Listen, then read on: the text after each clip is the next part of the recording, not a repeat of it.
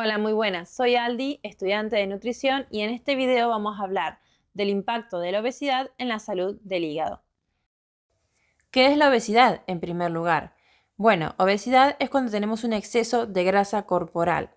Podemos tener, en primer lugar, sobrepeso cuando tenemos un IMC entre 25 y 29,9 y ya superando el IMC 30 se considera obesidad y hay diferentes grados de obesidad. Para calcular el IMC, nosotros tenemos que dividir el peso por la talla a la 2, ¿sí? Por si quieren calcularlo. La obesidad no solo es un problema estético, sino que es un problema de salud pública. Ahí tienen el link por si quieren ver también la prevalencia de la obesidad, ¿sí? Pueden corroborarlo por ustedes mismos. Entonces, hablando específicamente de la obesidad, tenemos dos tipos diferentes de obesidad según la distribución grasa. ¿Sí? Para decirlo simple, la grasa se puede almacenar uniformemente por todo el cuerpo y cuando va en exceso puede almacenarse en mayor cantidad en la zona de los muslos y las caderas o en la zona abdominal. Cuando se acumula en la zona abdominal, que está asociado con un aumento del riesgo de desarrollar diabetes tipo 2, enfermedades cardiovasculares, dislipemias e hiperglucemias, también afecta obviamente a la salud del hígado. ¿Es la obesidad un exceso de calorías? La obesidad es multifactorial. Sin embargo, en el contexto de la nutrición, nos dijeron que subir de peso se debe solo a comer más de lo que se gasta. Pero si fuera tan simple, nadie engordaría comiendo poco y bajo en grasa, y nadie adelgazaría priorizando la grasa ante los carbohidratos. La realidad es que el cuerpo almacena o quema grasa según las hormonas, no las calorías. Hoy en día se sabe que también hay que ver el tema de las hormonas, porque muchas veces hay gente que come menos, ingresa menos calorías de las que consume, pero aún así no pueden bajar de peso, se estancan en algún punto. Y es que realmente, si nos ponemos a pensar, nosotros podemos hacer una aproximación de cómo se usarían las calorías, pero después el cuerpo es otro mundo. Y él mismo va a ver cuánto utiliza para producir energía, o sea, ATP, cuánto utiliza para formar membranas, proteínas, hormonas, cuánto se pierden como calor. Entonces, no es algo exacto que podamos calcular en todos iguales. Simplemente contar calorías es para tener una aproximación. Lo más confiable que tenemos hoy en día es conocer las hormonas, ¿sí? Cómo los nutrientes que ingerimos afectan a nuestras hormonas, porque esas hormonas van a generar diferentes señales que nos van a dar o saciedad, o más hambre, o más ansiedad. Entonces vamos a ver un poquito cuáles son las hormonas que intervienen en esta parte. Tenemos la insulina, el glucagón, leptina, grelina y la colecistoquinina. Ahora vamos a especificarlo con dos ejemplos diferentes. Vean que acá tenemos un plato que son unos huevos con palta, unos tomatitos, y dice elevación mínima de insulina y producción de CCK. Esto quiere decir que este plato es bajo en carbohidratos, tiene proteínas y después grasas. Entonces, este plato no va a elevar demasiado la insulina, la va a elevar poco. La insulina es la hormona que va a hacer que metamos glucosa a nuestras células. Es una hormona que promueve el anabolismo, o sea, el almacenamiento de energía y el crecimiento. Es necesaria, pero si producimos picos de insulina, después nos aseguramos una hipoglucemia que nos va a dar hambre y nos va a llevar a comer a las pocas horas. En cambio, este plato también, por la proteína y las grasas, promueve la segregación de CCK, que es colecistoquinina.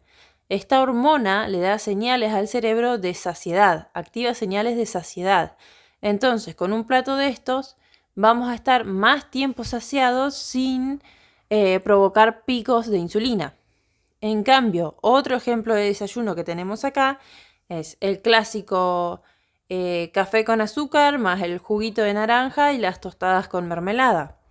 ¿Sí? Acá esto es muy bajo en grasa, bajo en proteína y principalmente alto en carbohidratos. Y encima carbohidratos del tipo refinados, no es que vienen con fibra, digamos, ¿no? Por ejemplo, el jugo de naranja no es lo mismo comerse una naranja que el jugo que viene sin la fibra. Entonces la glucosa ingresa mucho más rápido a la sangre y eso provoca los picos de insulina. Sumado al pan lactal blanco que tampoco tiene fibra, igual que la mermelada, igual que el azúcar de mesa. Entonces ahí estamos pegando un pico de insulina que va a hacer que guarde toda nuestra glucosa rápidamente en las células y esto nos puede provocar una hipoglucemia, o sea, una bajada rápida de glucosa en sangre. Lo que va a pasar es que nos va a dar hambre, vamos a sentirnos cansados, quizás incluso se nos baja la presión, nos mareamos un poco, nos ponemos irritables.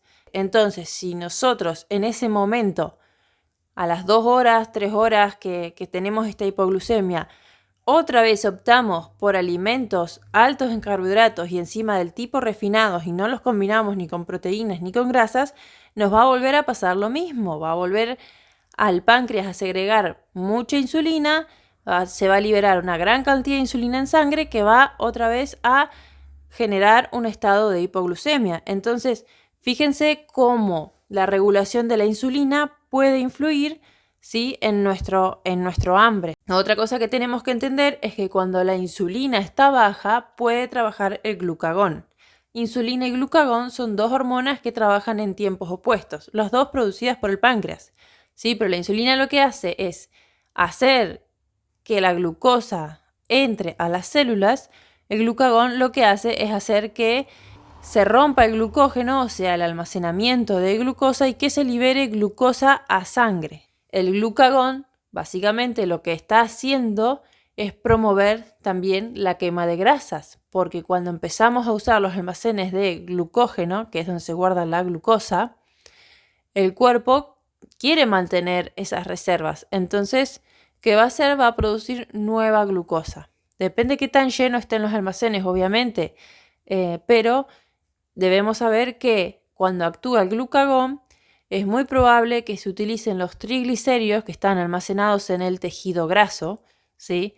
Porque de ahí, de cada triglicérido, se obtiene un glicerol y 3 ácidos grasos. Ese glicerol se puede usar directamente para la gluconeogénesis y ahí se produciría nueva glucosa. Entonces, ¿qué mejor que si necesitamos glucosa y tenemos mucha grasa almacenada, que el cuerpo la produzca por sí mismo de las reservas de grasa, ¿sí?, que sería el caso del desayuno que está arriba, y no el otro caso que constantemente te está exigiendo que metas de afuera. Entonces, que vos tengas reservas de sobra para producir la glucosa, igual el cuerpo te la está pidiendo de afuera, ¿sí?, por una cuestión hormonal. Entonces, luego vamos a mencionar también la leptina y la grelina. Sí, la leptina da señales de saciedad, se activa con las comidas y la grelina da la sensación de hambre. Entonces, también es importante entender que cuando tenemos hambre o nos sentimos saciados, son hormonas las que están haciendo que tengamos esa sensación. Bien, seguimos. ¿Qué alimentos causan la elevación de insulina? La insulina se eleva principalmente con los carbohidratos, sobre todo los refinados y azúcares. Pan blanco, galletitas, jugos, cereales, arroz, frutas en exceso. También se debe tener en cuenta que la fructosa, aunque no eleva glucosa en sangre, activa la lipogénesis hepática. ¿Esto por qué lo menciono? Porque muchas veces, para no consumir azúcar, porque se sabe que sube a la insulina, se utilizan reemplazos de fructosa. La fructosa simplemente es otro tipo de azúcar simple que se encuentra en gran cantidad en las frutas y en las mieles, pero se hacen también sustitutos específicos de solo fructosa para que vos le puedas agregar, no sé, a tu infusión y sentirla dulce. Cuando utilizamos fructosa no se eleva la insulina, pero esta va directamente al hígado y es metabolizada en grasa. Entonces, ojo con eso. Obviamente no estamos hablando de comernos una fruta, ¿sí?, o ponerle una cucharadita de miel a la infusión. Estamos hablando de usar un edulcorante dietético en base a fructosa o de utilizar bebidas que están endulzadas con jarabe de maíz de alta fructosa, ¿sí? Cuando la fructosa es sacada de la matriz del alimento y concentrada, ese es el problema, ¿sí? Por favor, no vayan por eso a tenerle miedo a comer una fruta si tienen hígado graso o tendencia a tener hígado graso. También hay que ver el total de comidas del día, porque si estamos consumiendo, la fructosa y la glucosa en muchos alimentos viene combinada. Entonces, cuando estamos comiendo muchos alimentos que proporcionan carbohidratos refinados, y además también comemos mucha fruta porque es sano y agregamos mucha miel porque total es miel, es más sano que el azúcar, entonces le meto todo el día cucharadas de miel y claro, el conjunto entero del día más día sumado, entonces sí que puede afectar también a la salud de nuestro hígado. Por otro lado, las proteínas elevan muy poco la hormona insulina, no generan picos en sangre. Por eso siempre es importante que cuando consumamos carbohidratos lo acompañemos de proteínas. Eso nos va a ayudar un montón. Bien, y hablando de la cantidad de energía que aportaba cada desayuno, acá tenemos un ejemplo de un café simplemente.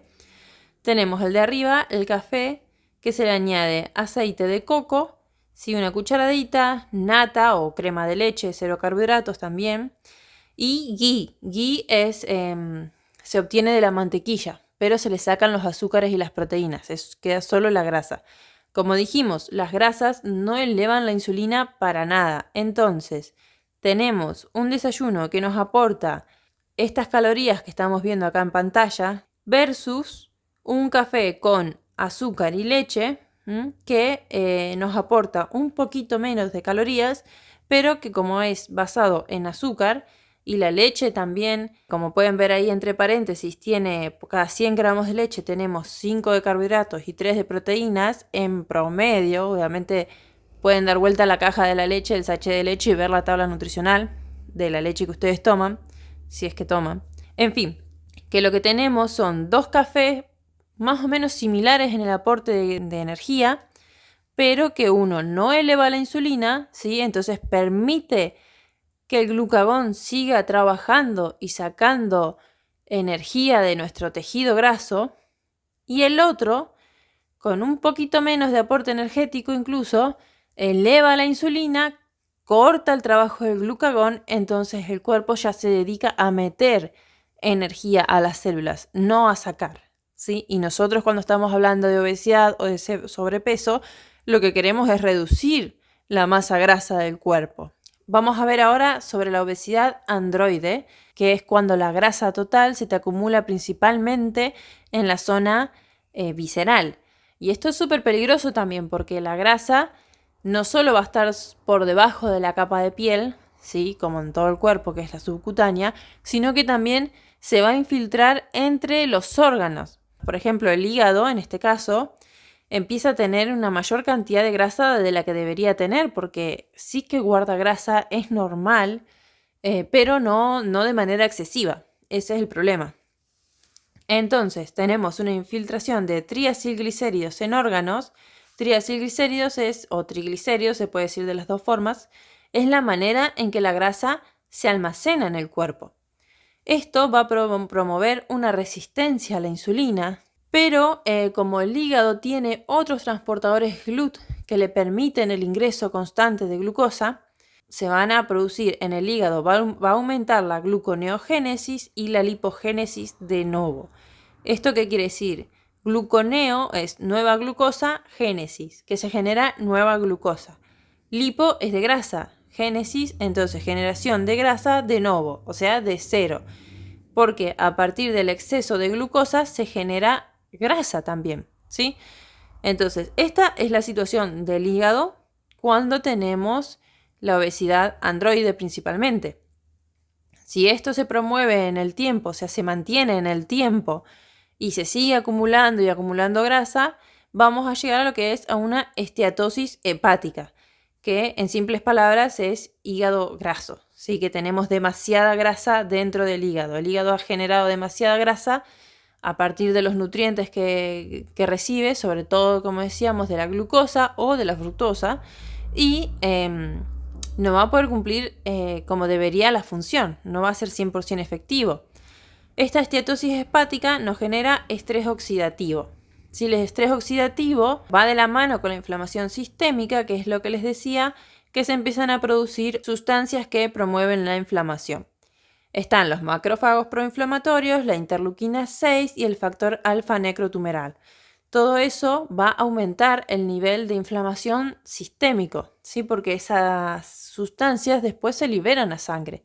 Bueno, esto nos puede llevar a una hepatitis, que itis viene de inflamación, hepa es de hígado, entonces hepatitis es una inflamación específica del hígado.